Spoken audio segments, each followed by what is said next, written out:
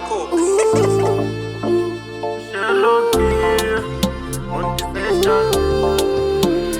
Chidonje nacho chekuti ndikuperu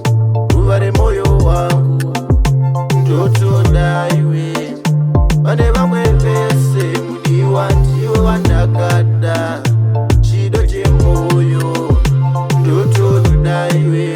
ndati moyo unoda asi homwe inoramba kuzama kukufadza mudiwa zvikuramba dai wambondipa wangu mukana ndizame kukufadza mudiwa ndinokuta ndinoda kukuona uchifara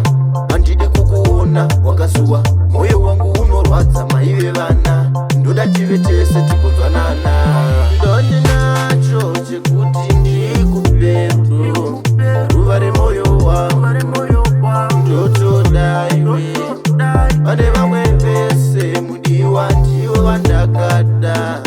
chido chemoyo ndotodaiwe nekuti uri pakati mangu muhana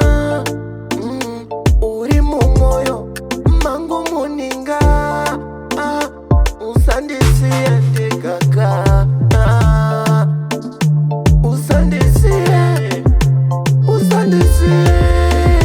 chidondi nacho chekuti ndikuperu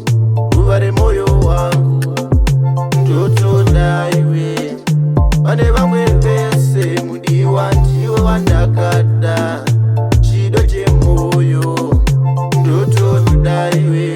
ndati moyo unoda asi homwe inoramba kuzama kukufadza mudiwa zvikuramba dai wambondipa wangu mukana ndizame kukufadza mudiwa ndinokuta ndinoda kukuona uchifara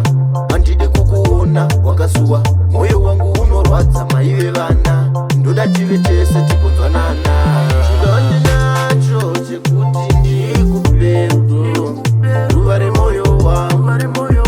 ndotodaiwe pane vamwe vese mudiwa ndiwe wandakada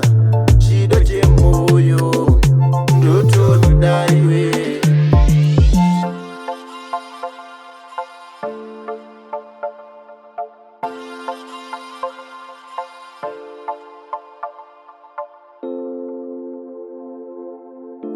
Real name El Marco.